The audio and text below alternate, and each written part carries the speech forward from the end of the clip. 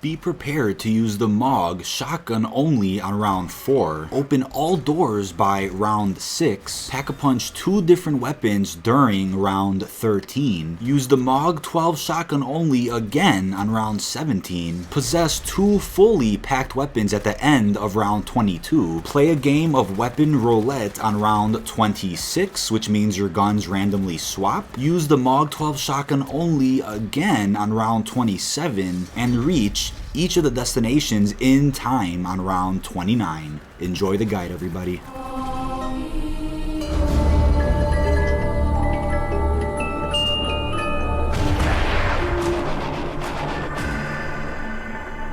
What's going on, everybody? This is dkdynamite, and today I'm going to be helping you guys out with completing Veni Vidi Zombie, which is the Gauntlet on 9. So starting off with round number 1, just don't take any damage. Knife them as fast as you can, shoot them if you have to, just don't get hit. For round number 2, survive an onslaught of sprinters, so it's pretty much you're like playing round number 10, except it's on round number 2. Kill them as fast as you can, they aren't that difficult. Round number 3, missed shots hurt. Keep in mind, don't run dual wield SOGs like I have in the past. Run a MOG, run a Strife, hit all your shots. If you don't, you're going to get insta down, so keep that in mind if you are going to unlock Pack-a-Punch during this round. For round number 4, you're going to have to use the MOG 12 shotgun only. Now this is the equivalent to the Essex challenges back on Unsinkable, so you can either spawn in with the MOG 12 shotgun as you select your class, or you can buy it. It's located over at the Danu Tower. Moving on to round number 5, you're going to have to possess the shield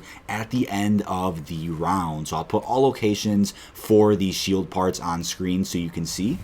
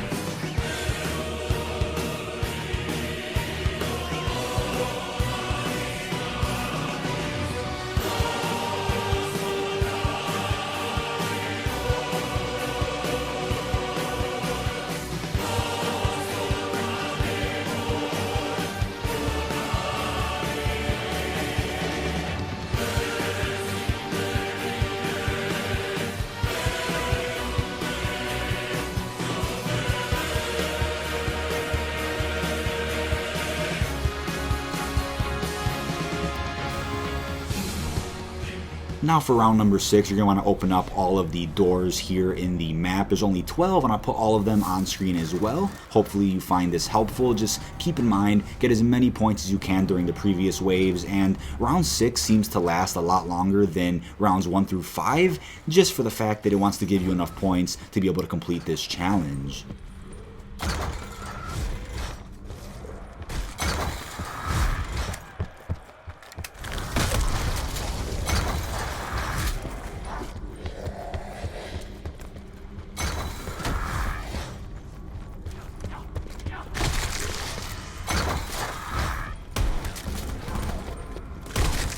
For round number 7, you're going to have to use shield attacks only. So once you have the shield, just use the Brazen Bull melee attack or the actual weapon that you can fire when you insert the actual claw into the shield itself. It's very powerful. It's easily one of the best shields, if not the best shields that Treyarch has ever come up with across their zombies mode. Now for round number 8, weapons and elixirs are only usable while crouched. Now this is where Skulker from Blackout would definitely come in handy if it wasn't zombies. But if you're playing in a group, I recommend just grouping up together in a couple of different corners, or if you're on solo, you can just stay by the shield and kill accordingly, but definitely not too difficult whatsoever. Moving on to round number 9, it is called 9 lives, and it's called that for a reason. You have to sacrifice 9 gladiators on the dais. Now the dais is actually the challenge podium at spawn. I'm not sure why they changed the name of that all of a sudden just for this gauntlet, but all you have to do is kill the gladiators as they enter the podium. You can use a specialist specialist, you can use your Mog, which is very powerful against them,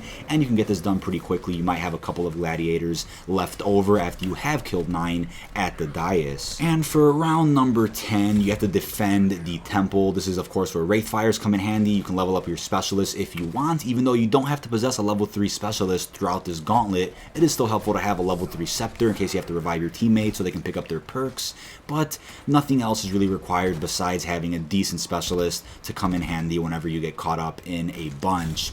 But other than that, I will not be referencing any specific elixirs that you should use within this tutorial, since not everybody has the same rare or legendary elixirs that might come in handy. So all my tips will come from basic skill and gun usage throughout the match. But after you've done round number 10, congratulations, you've successfully unlocked the bronze calling card for Veni Vidi Zombie. But moving on to round number 11, you can only use hip fire, so this isn't too difficult. At least you can sprint. You could of course just group a chain together, put some nice AATs on your weapons, and just spray the hell out of them. Obviously the Spitfire is the best weapon for this challenge, but no matter what you're using, as long as you have Pack-a-Punch or an AAT, hip firing shouldn't be too bad. But round number 12 is when sprinting is actually disabled, so this could definitely be an issue, especially if you're playing in a group and you have a lot of zombies spawning in. So I recommend once again just bunching up together so all the zombies are in one place, and you can put in enough firepower as you may need to. And you could of course use your specialist or your Wraith Fires, you just can't run. So I wouldn't be separated during this round, but just make sure you guys stick together. But round number 13, Pack-a-Punch 2 different weapons during the round. So if you already packed a weapon prior to this round, you can just double pack that weapon or triple pack, whatever you guys want to do, as long as you insert a weapon into the Pack-a-Punch machine and you do that twice with 2 different weapons, you will successfully complete this actual challenge. But for round number 14, earn 1,000 points from boarding openings. So this is essentially rebuilding the barrier to get yourself 1,000 points. Now this is collectively across your entire team. You don't have to do this individually at all, but if you do get double points or you have an elixir for it, you can definitely pop that or grab that pickup if you're lucky, and this will obviously allow you to get this challenge done a lot faster. But what I recommend obviously is keeping all the zombies away from you or killing everything but one, and just have one continuously breaking down those boards so you can just instantly and infinitely rebuild the barrier while that one zombie is trying to come out. Super simple, definitely not a problem whatsoever as long as you don't have a bunch of zombies on your back. But for round number 15, you have to defend the bathhouse. So a lot of these challenges in the gauntlet are pretty similar to the main Easter egg steps of 9, so this should be pretty familiar to you guys if you've done the Easter egg on this map before. But for round number 16, complete the round with 3 active perks. By this point in time, you should have a decent amount of cash, if not a whole ton of cash, with perks already enabled, so you can actually complete the round with 3 active perks. You can't lose them and then expect to complete the round. You have to complete the entire round and finish it with 3 perks active. Definitely not a problem if you buy some of the cheaper perks like Time Slip or Secret Sauce. As long as you don't have to buy your modifier as your last perk, you don't have enough money, then you should be just fine. So round number 17, we're back with the Mog 12 shotgun. Once again, this is the equivalent to the Essig challenges that we had within Unsinkable, which is the Gauntlet for Voyage of Despair. Those are obviously a pain in the ass, but the Mog 12 shotgun is actually amazing, especially if you max Pack-a-Punch it. You can kill gladiators in like 3 shots. You can knock out Blightfathers with just about an entire clip. It's pretty damn helpful, especially if you have some AATs on it. Once again, Brain Rot does the work for you if you do choose that as your AAT, but don't get rid of the Mog just yet. We're going to need it again later. So moving on to round number 18, kill zombies with headshots only. It's the same exact challenge as the one we had back on Voyage. You could shoot them anywhere, but it's not going to do anything. You have to shoot them in the head. Obviously, a Death of Orion or an LMG, or maybe even a sniper if you're really skilled, will be the weapon of your choice to really burn through this entire round. AATs aren't too useful, but once again, you can't use your equipment or anything like that. But instant kill would obviously make all the difference if you do get that lucky power up. But round number 19 is 9 minutes of hell. Survive for 9 straight minutes. Everybody's on an even playing field if you are trying to speedrun this gauntlet, because you can't speed up this process any faster. You have to let the 9-minute timer hit the 9-minute mark, and once you do hit the 9-minute mark, a nuke will spawn and finish off all the zombies you have left. But you technically don't even have to kill during this round, but if you do want to rack up a whole bunch of points, you can rack up an easy 30 to 40k by just training, throwing Wraith Fires, using AATs, Death of Orion, whatever it is you might have. But you can kill a whole lot of zombies and complete your challenges if you're going for Dark Matter as well during this actual round. But moving on to round number 20, you have to defend the arena. Now, for a majority of these challenges, at least from my perspective, I'm already training at the arena, so this is definitely a super easy challenge. If you're playing with 4 people, then you can obviously each pick a sector of the arena and just run a very coordinated train. Hopefully you have your perks, your Dying Wish, your leveled up specialist, so you can easily fly through this round. And do expect a decent amount of Blightfathers to spawn. Now, we can get anywhere from 1 to 3, and then all of a sudden you can have 4 just spawning in out of nowhere. It's pretty random. I will say from my experience, at least in my first run, which happened to be a flawless first attempt with Greg FPS and some buddies of mine, we actually only got about 1 to 2 Blightfathers to spawn, but when I ran this again in a 2-player match, we ended up getting about 5 to 6, so it might just be RNG, it might just be inconsistent. We really don't know how many Blightfathers are supposed to spawn, but do expect at least a couple. So congratulations, after this you've gotten the silver calling card or the silver medal for Gauntlet, and we're very close to the end here. So round 21, damage to you causes points drain. So this is exactly the same challenge as the one from Unsinkable. Just run some good trains, have a shield on your back. Every hit I believe is about 1500 to 3k as a loss, so that's really terrible. Just make sure you guys are running really good trains, using those AATs, throwing those Wraith Fires down, doing whatever it is you have to do. And obviously Victorious Tortoise is a really good perk just for this challenge, because once your shield breaks as they're trying to hit you, it'll blow up the train behind you. So definitely keep in mind that perks do come in handy for this Gauntlet. But for round number 22, possess 2 fully packed weapons at the end of the round. So that means you have to quad pack 2 different weapons. Now keep this in mind, at this point technically you should have gotten a shit ton of points from rounds 19 and 20, but the challenge is you might have lost the majority of them throughout round 21 unless you did run some really nice coordinated trains. So at this point you need a decent amount of points. I would say 20k minimum, maybe a little bit less, but from my experience, also remember this, if you had dual wield SOGs, this will not register with the challenge. For some reason the game thinks you actually have 3 different weapons and it won't allow you to succeed and get that check mark for the round. Technically that's true. Technically you do have 3 weapons when you have dual wield SOGs and let's say a Pack-a-Punch Death of Orion. That does make sense, but it would have been great if they would have fixed that to where the dual wield SOGs count as 1 weapon. So literally just quad pack any other weapon. If you do Pack-a-Punch a wonder weapon like Death of Orion, this will also allow you to pass. So if you don't have enough points and you somehow have Death of Orion, you could just Pack-a-Punch that once and that'll count. Very easy system. So for round 23, this is super simple. It's called Easy Tiger for a reason. You just have to survive the Tiger offensive. So what that means is it'll spawn in a shit ton of Tigers during the normal wave. And you could of course have zombies, gladiators, Blightfathers, but you will have a shit ton, and I mean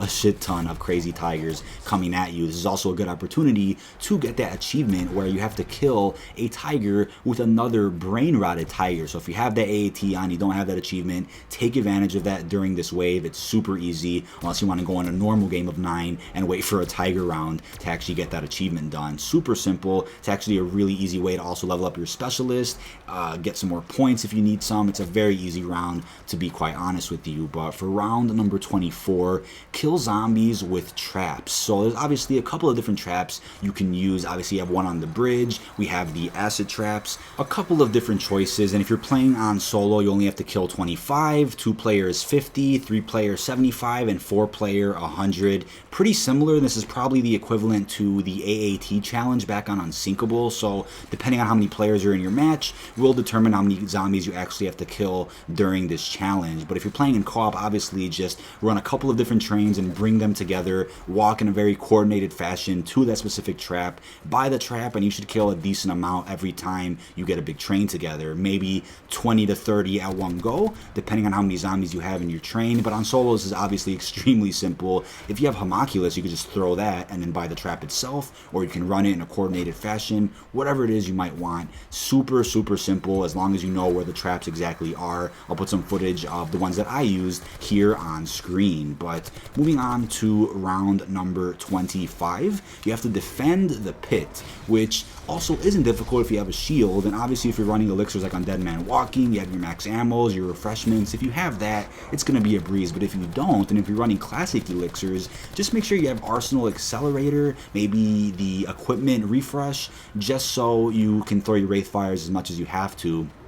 And you can also level up your specialist while you need to as well, because the scepter obviously comes in handy to slow them down. The hammer can obviously take out entire hordes in just a couple of seconds. So use your equipment as specialist to your advantage. They might even come in handy more than the actual weapons you have. But for round number 26, this is extremely fun. This is the weapon roulette, probably my favorite challenge out of this gauntlet. So your guns randomly swap, and all buys are disabled for the round. So you're forced to use the weapons that it gives you. This is essentially disorderly combat ported over from Black Ops 3. That was originally a green gobblegum that came out, I think, with DLC 4 or DLC 5. I can't remember exactly, but it's the same exact system. Every couple of seconds or so, or maybe even, I think, 45 seconds to a minute, your weapon will swap out, and you'll get more swaps as the round proceeds. You can get anything from a normal base weapon to a pack-a-punch weapon to a quad-packed weapon with the AAT. You can get just about anything, including the new DLC weapons like the MP40, the SWAT, the Damon, the Galil, the Cap 45. Any of those new weapons are included within this weapon roulette. Now, unfortunately, this round is a little buggy at the moment. For some reason, it's giving the Samantha curse to people at the end of this challenge. So for some reason, the game gets tricked into thinking that you have more than 2 weapons, and you end up keeping 3 weapons at the end of the challenge, and somehow the game Samantha curses you, takes all your points away, and puts you back at your starting pistol. It's a glitch. You guys might experience it. Hopefully you guys don't. But at the end of the challenge itself, right at the end of the round, you will keep the final weapons that disorderly combat actually gives you. So let's say disorderly combat gives you a pack-a-punched rocket launcher or a SWAT, and the round actually ends, you'll stay with those weapons, which to me is pretty damn cool. Just pray and cross your fingers that you get some quad-packed weapons to actually end with. So this is essentially the equivalent to the weapon reset from Unsinkable, except this time this is a much better way of getting reset, because it gives you randomly pack-a-punch weapons, maybe with a slight chance of getting some shitty unpacked weapons. But let me know what you guys actually ended up finishing with down below in the comments. I ended up finishing with some very decent weaponry that I ended up trading out later since I had a decent amount of points. But a buddy of mine actually ended up with the Death of Orion, which was godly RNG. I just couldn't believe it. So he ended up with that. He ended up packing that and keeping that for the remainder of the gauntlet. But for round number 27, we're back with the good old Mog 12 shotgun. Once again, the equivalent of the Essex challenges from Unsinkable. You needed the Essex 3 times in Unsinkable, and you need the Mog 12 3 times here in Veni Vidi Zombie. Super simple. You can either go upstairs to buy it for 1,000 points, maybe you still have it from the previous wave, and I would recommend packing it at least 2 or 3 times to have a decent AAT to burn through this wave. But this is the last time you need the Mog 12, so if you don't like shotguns, you could get rid of it at the end of the round. But for round number 28, it's called Percolate. You have to end the round with all 4 perks.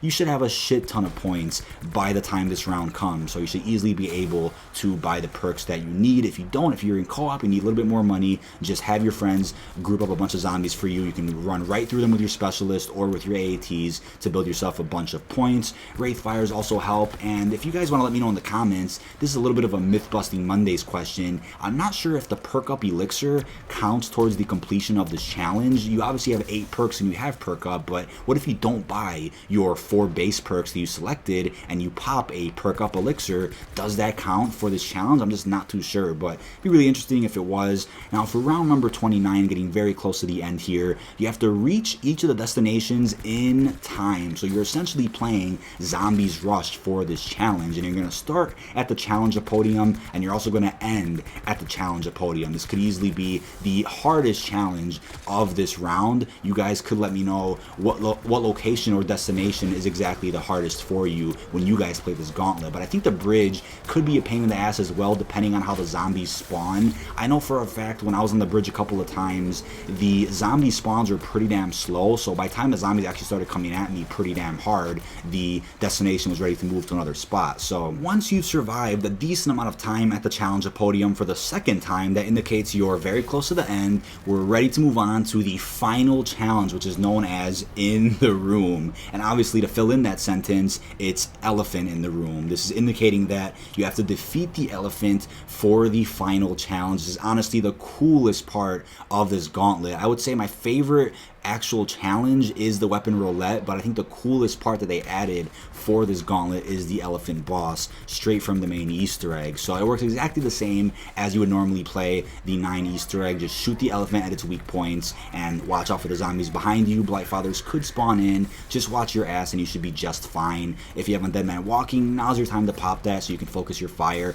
on the elephant. If you have a specialist, you can easily put that scepter down and slow everybody up behind you, and you can easily focus all your fire on just the elephant. Watch out for the gladiators throwing their shit from up top the elephant, and once you do destroy the armor on the elephant itself, you can just shoot the elephant anywhere and he'll quickly die. But you don't have to actually face 2 different elephants as you did in the main Easter egg. You only have to face 1. But at this point, congratulations, you've successfully and flawlessly beat the Gauntlet on 9 known as Veni Vidi Zombie. You do get another sticker reward for doing this flawlessly, but if you do complete round 30 with a strike or 2, you still get that gold medal calling card, which still looks pretty damn cool. But once again, this guide was really focused towards making sure you get this done flawlessly. In my very first attempt of this Gauntlet, I was playing with Greg FPS, Chaos, and a buddy of mine named Sam. We flawlessly and blindly beat this Gauntlet, and we couldn't believe it. I was super hyped. It was such a clean run. The god fucking phenomenal RNG was present in that game. Great pickups, great box hits.